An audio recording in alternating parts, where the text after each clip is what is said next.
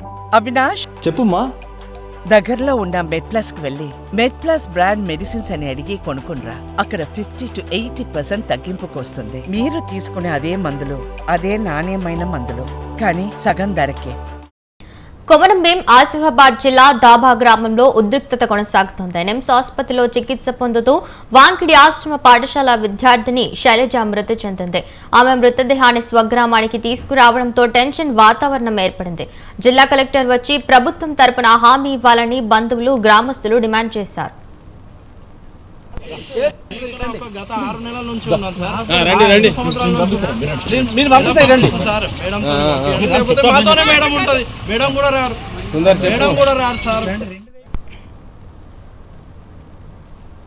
వాంకిడి మండలం దాబా గ్రామం చుట్టూ పోలీసులు బార్కెడ్లు ఏర్పాటు చేసి గ్రామంలోకి ఎవరిని అనుమతించడం లేదు. దీనిపై మరిన్ని వివరాలు మా ప్రతినిధి శ్రీనివాస్ అందిస్తారు. వాంకిడి ఆశ్రమ పాఠశాలలో గత నెల 30న కలుషిత ఆహారం తిని 70 మంది విద్యార్థులను చదువుకునే పరిస్థితి. దీనిలో 3 పరిస్థితి విషమంగా ఉండడంతో కూడా హైదరాబాద్ తరలించి మెరుగైన వైద్యం అందించే ప్రయత్నం చేశారు. దీనిలో శైలజ అనే విద్యార్థిని సాయంకాలం మృతి చెందింది. శైలజది వాంకిడి మండలం దాబా గ్రామం. ఈ గ్రామం చుట్టూ కూడా మనం చూడవచ్చు పోలీసులు బార్కెట్లు ఏర్పాటు చేసి కూడా ఎవరిని కూడా లోపలికి అలౌ చేయని పరిస్థితి కనబడుతుంది. ఒక పక్క స్థానిక ప్రజాప్రతినిధులతో పాటు మీడియాను కూడా అనుమతించకుండా పోలీసులు గ్రామం చుట్టూ ఉన్న ఎన్ని రహదారులకు కూడా పోలీసు చెక్పోస్ట్ ఏర్పాటు చేశారు. దీంతో ప్రజలు ప్రజాప్రతినిధులు ఆందోళన పరిస్థితి కనబడుతుంది.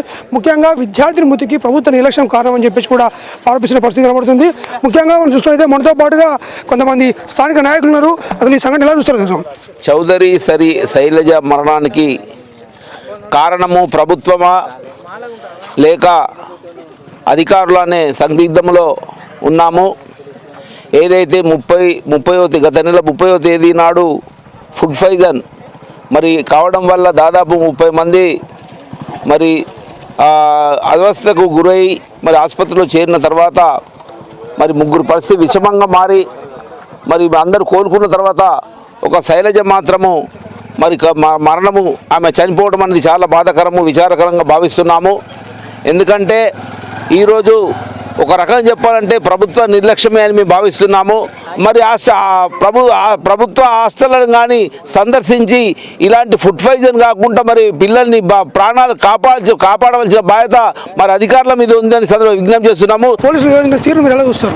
పోలీసుల తీరును చూస్తుంటే చాలా దారుణంగా ఉంది. మరి మన ఇక్కడ స్థానిక సింగిల్ విండో చైర్మన్గా నేను చెప్పడం జరుగుతుంది.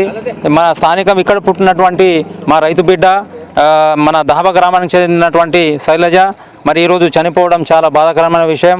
మరి ఇలాంటి అవస్థకు గురి అయినటువంటి శైలజ కుటుంబానికి ప్రభుత్వం అండగా ఉంటూ మరి వారి కుటుంబం మరి ఒక రైతు కుటుంబం, వారికి సరైన భూమి లేదు, కూలి పని చేస్తున్నటువంటి పేద ప్రజలు మరి వాళ్ళకు మరి 5 ఎకరాల భూమి 50 లక్షల రూపాయలు ఇవ్వాలని కూడా నేను ఒక సింగిల్ విండో చైర్మన్గా నేను డిమాండ్ చేస్తున్నాను. ప్రతి హాస్టల్లలో కూడా ఇదే అవస్థతో గురి కావడం, చనిపోవడం అనేది జరుగుతుంది. మరి ప్రభుత్వం దీనిని ఎందుకు స్పందించడం లేదు, ఎందుకు దీని మీద దృష్టి పెట్టడం లేదు? ఇది చాలా బాధాకరమైన విషయం. ఎందుకంటే మా పేదవాళ్లకు మరి ప్రభుత్వ హాస్టలే దిక్కు, మరి ప్రభుత్వ దవాఖానలే దిక్కు. మరి ఇవి అన్ని రక్షణ లేనప్పుడు ఈ హాస్టల్స్లలో చదవడం అనేది మరి రైతులు ఉన్నటువంటి బిడ్డలను చదివించడం అనేది ఒక భయంకరంగా మారింది. కాబట్టి దయచేసి మరి శైలజ కుటుంబానికి తప్పకుండా వాళ్ళకు న్యాయం చేయాలని కూడా నేను ప్రభుత్వానికి డిమాండ్ చేస్తున్నాను. ముఖ్యంగా ఊరలో చూస్తే వాంకిడి మండలం దాబా గ్రామాన్ని మాత్రం పోలీసు దిగ్బంధం చేసిన పరిస్థితి కనబడుతుంది. మనం చూస్తాము ప్రజాప్రతినిధులను, మీడియాను కూడా అడ్డుకున్న పరిస్థితి. రాత్రి ఎమ్మెల్యే కోలక్ష్మి గారిని కూడా అడ్డుకున్న పరిస్థితి జరిగింది.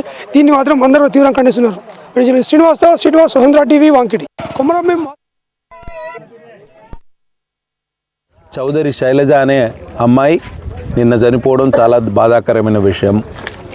ఇది పూర్తిగా ప్రభుత్వ చేతగానితనం, పర్యవేక్షణ లోపం వల్లనే జరిగిందనేది సుస్పష్టం. ఫుడ్ పాయిజనింగ్ కారణాలను ఇంకా అధ్యయనం చేయలేదు.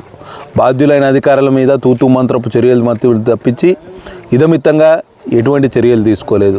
దాదాపు 42 ఘటనలు ఆశ్రమ పాఠశాలలో, ప్రభుత్వ హాస్టల్లో జరిగినాయి ఈ సంవత్సర కాలంలో.